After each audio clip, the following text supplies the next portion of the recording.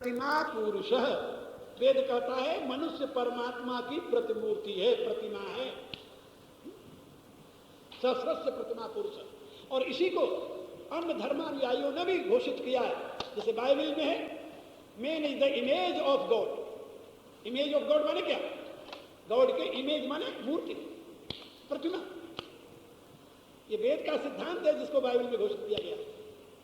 तो मैं आप लोगों को ये बता रहा था कि मनुष्य में ये सारे गुण विद्यमान हैं। अब जो मनुष्य अपने अंदर से उनको प्रकट कर लेता है उसको क्या कहते हैं? विभूति। एक तो है सर्ग, दूसरा हुआ विसर्ग, तीसरी हुई विभूति। सर्ग और विसर्ग से बना विराट। सर्ग और विसर्ग जो है ये किसको बनाता है? विराट को बनाता है। ये विराट जो है ये सर्ग और विसर्ग का परिणाम है। और इसमें जो विभूति है, विभूति वो परमेश्वर की विशिष्टाभिव्यक्ति है। जहां परमेश्वर के विशेष गुण प्रकट हो जाए वो परमात्मा का स्वरूप कहा जाने लगता है। परमात्मा के स्वरूप में तीन तत्व की प्रधानता है, सत, चित और आनंद। सत, चित और आनंद, ये तीनों तत्व परमात्मा में, परमात्मा पूर्ण सत्य है, पूर्ण चित है, पूर्ण आनंद है। वहां कोई सीमा नहीं है। आनंद कहां होता है? कहां भूमा जाए। जहां सीमा आई वहीं पर आनंद खत्म हो। इसलिए सत्यम ज्ञानम अनंतम ब्रह्म, अनंतम आनंदम ब्रह्म, ऐसा श्रुति कहती है। जहां सीमा बांधी वहीं उसका आनंद खत्म। ये मनुष्य जिसको कहते हैं बंधन में पड़ गया। बंधन क्या हुआ जानते हो? ये तो विराट परमात्मा की अभिव्यक्ति है, बंधन तो यहां कहीं है नहीं। और मनुष्य उसमें विभूति है, इसमें बंधन है ही नहीं, विशिष्टाभिव्यक्ति है। नहीं मानुषा श्रेष्ठ परम किंचित। लेकिन मनुष्य ने अज्ञानता बस अपनी सीमा बांध दी, सीमा। इसीलिए जो कहता है कि ये सब मेरा है उसको क्या कहते हैं? आप महात्मा हैं। और जो कहता नहीं ये मेरा है, ये तेरा है, उसको क्या कहते हैं? उसको कहते हैं आप जीवात्मा हैं। ये महात्मा और जीवात्मा में क्या अंतर हुआ? जीवात्मा में और मेरे के बंधन में पड़ा हुआ, सीमा में बंधा हुआ है। If you are accepting any kinds of limitation, then you are creating barrier into infinity. You are creating division into infinity. And where there is division, there is no infinity. Then you become finite. Really, you are not finite, you are infinite. You are manifestation of infinity. But when you are accepting yourself as an individual, then you try to make yourself finite. When you are making yourself finite, then automatically जब आप अपने आप को सीमा में बांध देते हैं तो स्वभावतः आप उस आनंद से वंचित हो जाते हैं। आनंद की अनुभूति तो भूमा में है। भूमा एव सुखम नाल्पम। भूमा से अपने आप को आपने अलग कर लिया, सीमा में बंध गए, दुख आपके सामने खड़ा हो गया करके। जहां सीमा है वही दुख है, जहां भूमा है वही सुख है। इसलिए मैं आप लोगों से निवेदन कर रहा था कि परमात्मा की विशिष्टाभिव्यक्ति जो है वह विभूति परमात्मा की। गीता के 10वें अध्याय में, गीता के 7वें अध्याय में, गीता के 9वें अध्याय में परमात्मा की विभूति का वर्णन है। और इसीलिए कि जिससे मनुष्य यह समझ जाए कि वह भी परमात्मा की विशिष्टाभिव्यक्ति है। जहां पर सत्ता, शक्ति, ज्ञान और प्रेम, इन तीनों की सीमा नहीं है। अनंत शक्ति, अनंत ज्ञान, अनंत प्रेम। जिसके ज्ञान, प्रेम और शक्ति की सीमा न हो उसको हमारे यहां कहते हैं पूर्णावतार। क्या कहते हैं? पूर्णावतार। पूर्णावतार माने साक्षात नारायण ही प्रकट हो गया। और जहां ज्ञान है, शक्ति नहीं है, ज्ञान है, शक्ति है, रस नहीं है, प्रेम नहीं है, या प्रेम है, शक्ति है, ज्ञान नहीं है, इनमें से एक की विशेषता है, उसको हमारे यहां कहते हैं अंशावतार। जहां शक्ति तो है लेकिन पूर्ण ज्ञान, पूर्ण प्रेम नहीं है, वो अंशावतार है। जैसे अपने यहां इतिहास में परशुराम परमात्मा के अंशावतार, जैसे भगवान कपिल परमात्मा के अंशावतार, जैसे भगवान व्यासदेव परमात्मा के अंशावतार। इसी रूप से जहां जहां कहीं महापुरुष हुए हैं, एक एक गुण जिनमें अधिक हुआ है उनको हमने अंशावतार मान लिया। पूर्णावतार किसे माना? जहां पूर्ण ज्ञान, पूर्ण प्रेम, पूर्ण शक्ति है। शक्ति ऐसी है जिसकी बराबरी करने वाला कोई दूसरा नहीं। ज्ञान इतना है जिसकी कहीं सीमा नहीं है, और प्रेम इतना है कि सारे विश्व को आत्मसात करने के लिए तत्पर है। ऐसे व्यक्ति को हमने माना पूर्णावतार, पूर्णावतार। और हमारे इतिहास में, हमारे माने हिंदू समाज के इतिहास में, जो कि सबसे पुराना इस दुनिया का इतिहास है, उसमें अब तक ये पूर्णावतार के रूप में केवल 2 महापुरुष हुए, 2, राम और कृष्ण। अभी तीसरा कोई दिखाई नहीं दिया जिसमें पूर्ण शक्ति रही हो, जिसमें पूर्ण ज्ञान रहा हो, जिसमें पूर्ण प्रेम रहा हो, तीनों की पूर्णता जहां रही हो, ऐसा कोई अभी तक इन 2 के सिवा कोई तीसरा नहीं आए। पूर्ण ज्ञान तो था लेकिन पूर्ण शक्ति नहीं थी। अत्याचारी के अत्याचार को खत्म नहीं कर सके, वो कोशिश की लेकिन नहीं कर सके। पूर्ण ज्ञान था, पूर्ण प्रेम था, लेकिन शक्ति की कमी थी।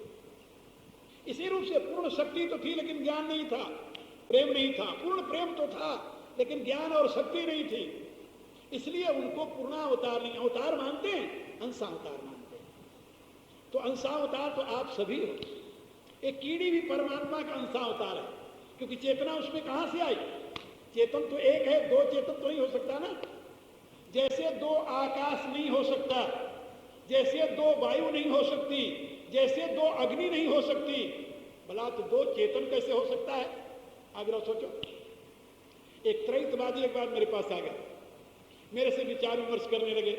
कहा वेद में लिखा है कि इस शरीर रूपी यानी स्थान पर आत्मा परमात्मा दोनों रहते हैं। मैंने उनसे पूछा कि दोनों का लक्षण क्या है?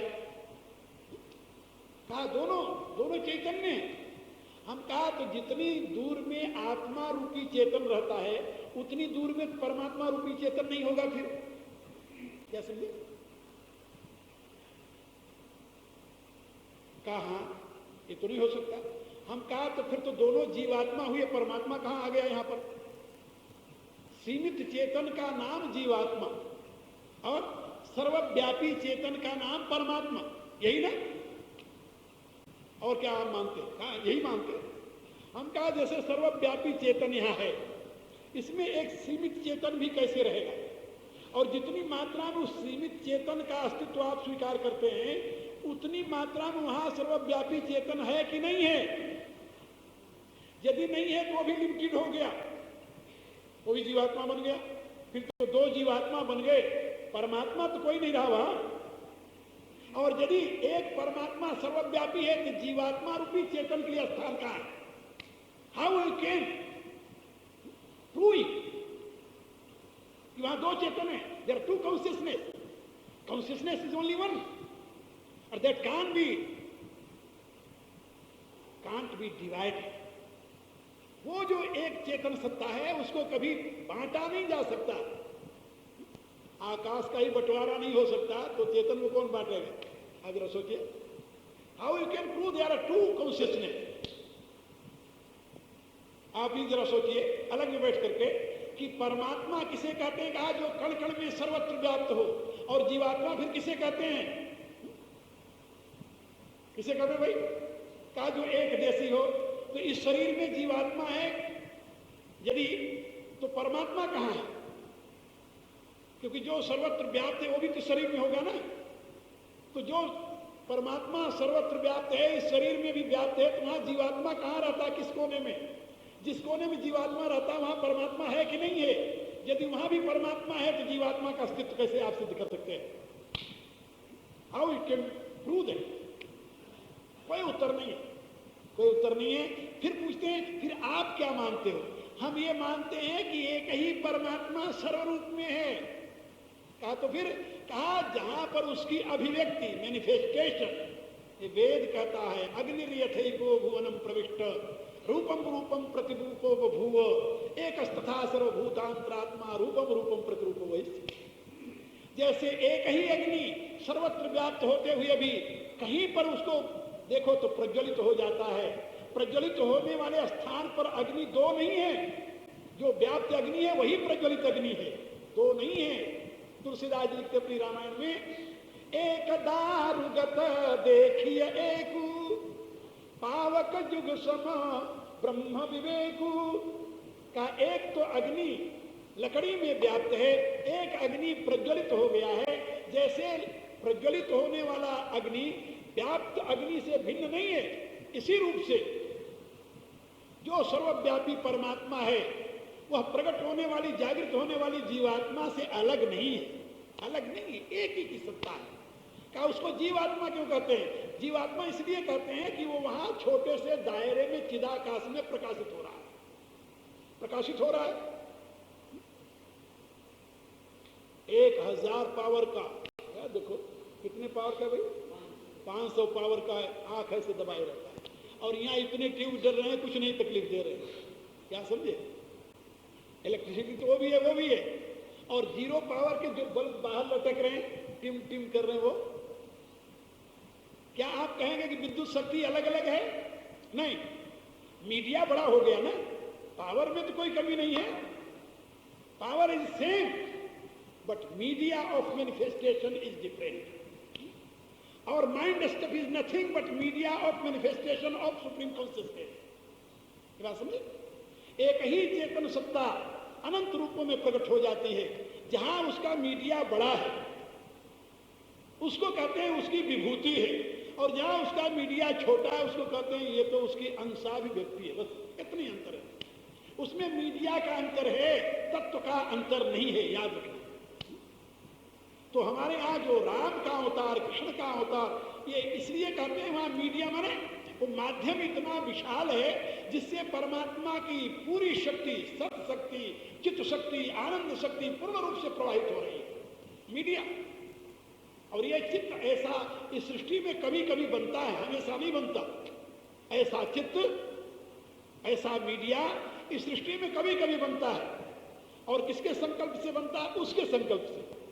जिसके संकल्प से अनंत सृष्टि का आविर्भाव हुआ है, उसी की संकल्प से वेद कहता है चिन्मयस्या द्वितीयस्य निष्कलस्या शरीरिणा उपासका नाम कार्यार्थे ब्रह्मणो रूप कल्पना। जो चिन्मय है, अद्वितीय है, निष्कल है, अशरीरी है, वह अपने भक्तों की अभिप्सा को पूर्ण करने के लिए कभी कभी अपने स्वरूप की भी वो कल्पना कर लेता है। ऐसा संकल्प करता है जिससे मीडिया बड़ा हो जाए। प्रकृति स्वामधिष्ठाय संभवामी आत्ममाया, परमात्मा उसके माध्यम से अपनी पूर्ण शक्ति के साथ आविर्भूत हो जाता है। उसको अवतार कहते हैं, पूर्णावतार। पूर्णावतार में पूर्ण प्रेम, पूर्ण ज्ञान और पूर्ण शक्ति।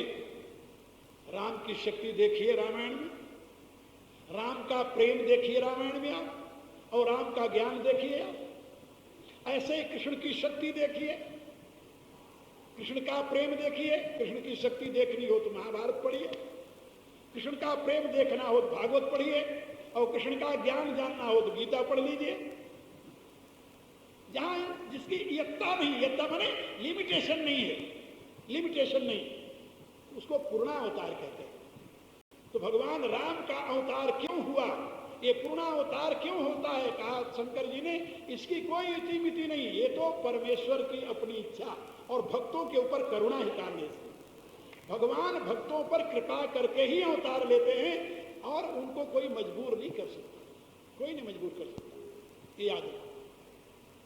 रामायण का ये सिद्धांत है कि ये सारा विराट परमात्मा का स्वरूप है, ये परमात्मा का विराट रूप है। इस विराट स्वरूप में कभी कभी विभूति रूप में भगवान आविर्भूत हो जाते हैं। तो विराट और विभूति ये दो रूप होते हैं परमात्मा के। विराट रूप जो है अभिजग में है, विभूति रूप विशिष्ट रूप में आविर्भूत होता है। और इसके सृष्टि क्रम में 3 भेद कहे जाते हैं, सर्ग, विसर्ग और विभूति। तो परमात्मा का अवतार निराकार से निराकार वह किस प्रकार से होता है, इसकी व्याख्या गोस्वामी जी ने समझाई अपनी रामायण में। उन्होंने कहा कि निराकार से निराकार ऐसे हो जाता है जैसे जो गुण रहित सगुण सोई कई से, कहा जल हिम उपल बिलग नहीं जैसे। जिस समय सूर्य की किरणें पृथ्वी के रस को खींचती हैं, क्या अपन देखते हैं? क्या नहीं देखते, पता ही नहीं चलता। और खींच करके जब बादल रूप में परिणित कर देती हैं तब दिखाई देता है कि हाँ ये तो बादल हो गया। बादल बना कैसे? सूर्य की किरणों ने पृथ्वी के रस को खींचा, आकर्षित किया, और आकर्षित करके स्पेस में उसे बादल रूप में परिणित कर दिया। जिन किरणों ने रस को खींच करके बादल रूप में परिणित कर दिया, वह बादल उन्हीं किरणों को ढक लिया। अब बादल जब आ गया आपकी आंख के सामने, तो अब आप सूर्य को नहीं देख रहे हो। तो तुलसीदास क्या लिखते हैं? कहते जथा गगन घन पटल निहारी, झंप्यऊ भानु कहीं को विचारी। का जैसे मूर्ख लोग कहते हैं कि बादल ने सूर्य को ढक लिया, बादल ने सूर्य को ढक लिया। काय कौन कहता? कहा कुविचारी लोग, जिसके पास विचार नहीं है, बुद्धिहीन लोग कहते हैं। यथार्थ तो बादल बेचारा कभी भी सूर्य के निकट जा नहीं सकता। बादल सूर्य को ढक सकता है? ना, सबको। हाँ, बादल किसको ढकता है? आंख। सूर्य को नहीं ढकता, आंख को ढकता है। आंख के सामने आवरण पैदा करता है, न कि सूर्य के लिए आवरण पैदा करता है। लेकिन अज्ञानी अपनी आंख पर आवरण न मान करके वो सूर्य पर ही आवरण मान लेते हैं। का इसी रूप से हरि विषयिक यस मोह भियंगा, भुसुंडी जी कहते हैं इसी प्रकार से भगवान के विषय में मोह हो जाता है। परमात्मा अपनी करुणा से, अपनी शक्ति, अपने ऐश्वर्य से युक्त होकर के धराधाम पर विभूति के रूप में अवतरित होते हैं, और उस विभूति को ही हम अवतार के रूप में पूजते हैं। हमारे यहाँ एक बात ये समझाई गई है सनातन धर्म में कि यदि तुम पूर्ण होना चाहते हो तो पूर्ण की पूजा करो, यदि अपूर्ण रहना चाहते हो तो अपूर्ण की पूजा करो, क्योंकि जैसा चिंतन करोगे वैसे तुम हो जाओगे। जैसा चिंतन करोगे वैसे तुम हो जाओ। यदि तुम पूर्ण पुरुषोत्तम की पूजा करते हो तो तुम पूर्ण हो जाओगे। इसलिए हमारे यहाँ आदर के लिए तो सभी अवतार हैं, लेकिन उपासना के लिए केवल पूर्णावतार का विधान है। अंशावतार के उपासना का विधान नहीं है। अब तो आजकल देखा देखी हर एक आदमी के मंदिर बन जाते हैं, लेकिन हमारे यहाँ शास्त्रकारों ने, प्राचीन काल के ऋषियों ने ये आदेश नहीं दिया। उन्होंने कहा कि उपासना केवल पूर्णावतार की, क्योंकि मनुष्य पूर्ण होना चाहता है, वो शक्तिशाली ही नहीं बनना चाहता, वो केवल ज्ञानी नहीं बनना चाहता, केवल प्रेमी नहीं बनना चाहता, वो चाहता कि हमारे में तीनों गुणों का साथ साथ विकास हो। पूर्ण ज्ञान, पूर्ण प्रेम, पूर्ण शक्ति यदि तुम्हें चाहिए तो पूर्ण अवतार की आराधना करो। जैसा चिंतन करोगे वैसे तुम हो जाओगे। राम का चिंतन करोगे तो रामवत हो जाओगे, कृष्ण का चिंतन करोगे तो कृष्णवत हो जाओगे। जिस प्रकार का चिंतन करोगे वैसे तुम हो जाओगे। गीता में भगवान ने स्पष्ट शब्दों में कहा है, इदम ज्ञानम उपाश्रित्य ममसा धर्मागता। जो मेरे इस ज्ञान का आश्रय लेगा वो मेरे धर्म को प्राप्त हो जाएगा। जो मेरा यथार्थ स्वरूप है, जो मेरा यथार्थ धर्म है, उस धर्म को प्राप्त कर लेगा, मेरे स्वरूप को प्राप्त कर लेगा। और यही बात वाल्मीकि जी ने भगवान राम से कही। कहा, प्रभु सोई जानई जही देव जनाई, और जानत तुम्ही होई जाई। हे प्रभु, आप जिसको जना दे वही आपको जानता है, और जो आपको जानता है वो आप ही हो जाता है। तुम्हारी कृपा तुम्ही रघुनंदन, जानत भगत भगत उर चंदन। चिदानंद में देह तुम्हारी, विगत विकार जान अधिकारी। कहते हैं आपका ये जो शरीर है ये तो सच्चिदानंद में है, इसमें मल मूत्र हाड़ मांस मज्जा रुधिर नहीं है, ये तो दिव्य स्वरूप है। लेकिन इसको अधिकारी ही जानते हैं, सब लोग नहीं जानते।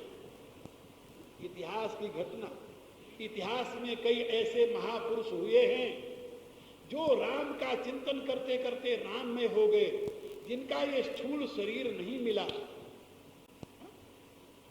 जो कृष्ण का चिंतन करते करते कृष्ण में हो गए, जिनका ये स्थूल शरीर नहीं उपलब्ध हुआ। ऐसे कई विभूतियां भारत में हुई।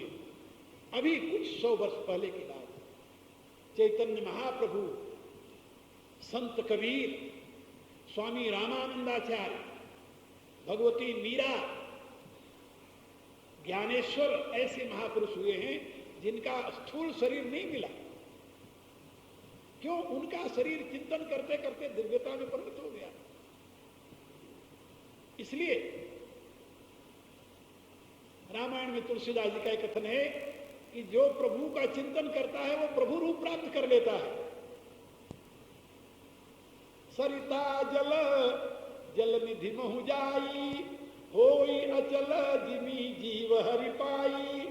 का जैसे नदियों का जल समुद्र में जाकर के समुद्र हो जाता है, नदी रूप उसका नहीं रहता, ऐसे ये जीवात्मा परमात्मा का चिंतन करते हुए परमात्मा में लय होकर के परमात्मा स्वरूप को प्राप्त कर लेते, उसका जीव रूप नहीं रहता।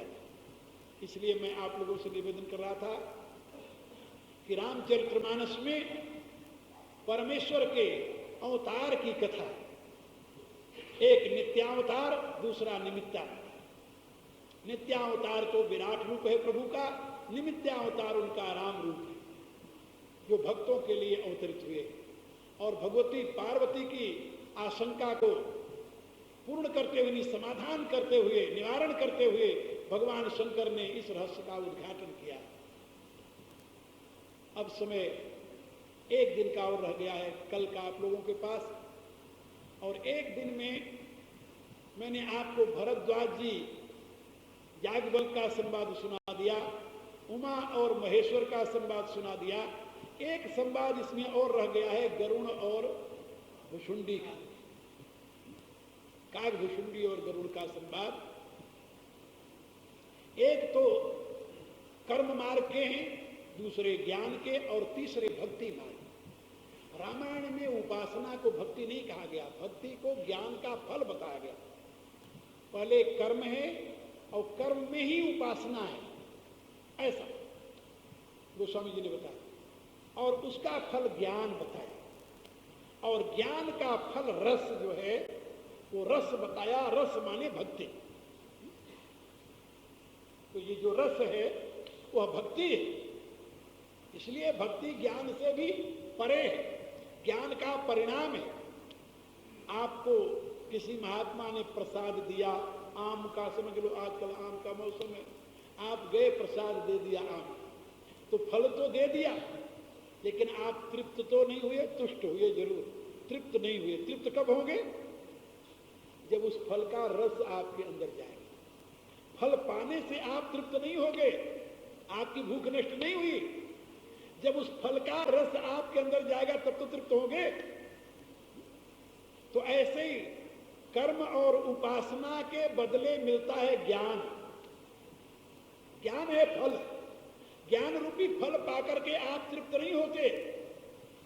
ज्ञान रूपी फल का रस है भक्ति।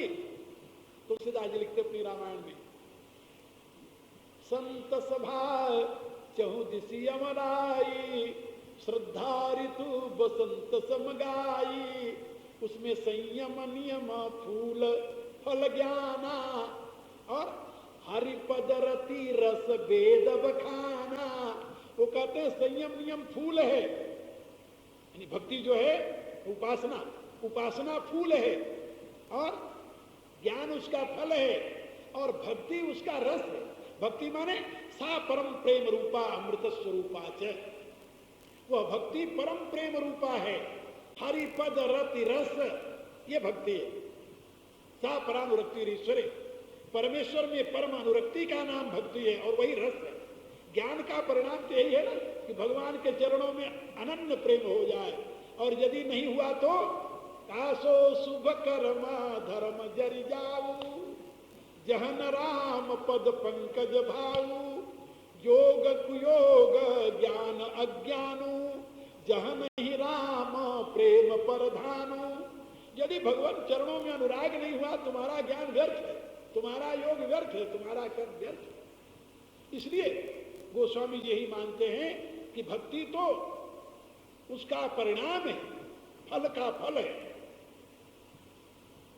इसीलिए उन्होंने सर्वप्रथम जागवल को वक्ता के रूप में प्रस्तुत किया, फिर भगवान शंकर जो ज्ञान स्वरूप है उनको वक्ता के रूप में प्रस्तुत किया, फिर भगवान शंकर के बाद भुसुंडी जी को वक्ता के रूप में प्रस्तुत किया, क्योंकि भुसुंडी जी भक्ति के आचार्य हैं, भगवान शंकर ज्ञान के आचार्य हैं और जागवल कर्म के आचार्य। ये तीनों के संयोग से रामायण की कथा चलती है, जो ज्ञानी के लिए, कर्मी के लिए और भक्त के लिए आनंद का स्रोत है।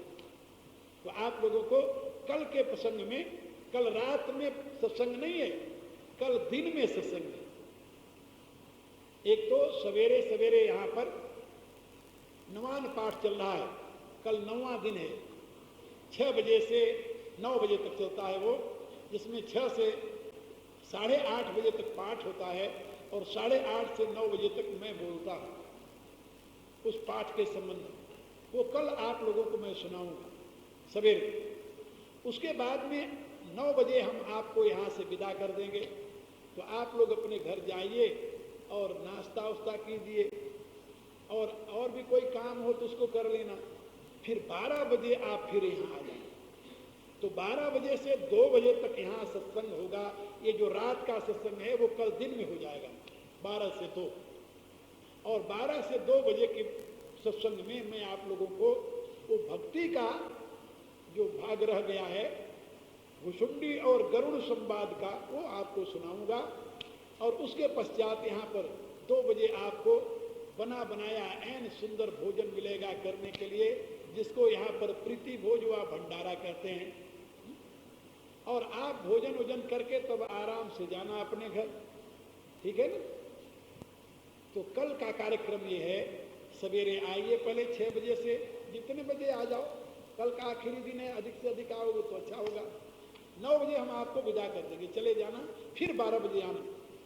तो कल 2 बार आपको मेरे विचार सुनने को मिलेंगे, एक 8:30 से 9 बजे तक और दूसरा 12 से 2 बजे। अब आप प्रार्थना कर लें और फिर अपने घर को जाएंगे।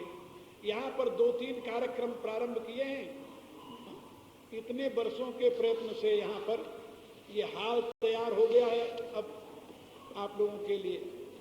और क्या है जी,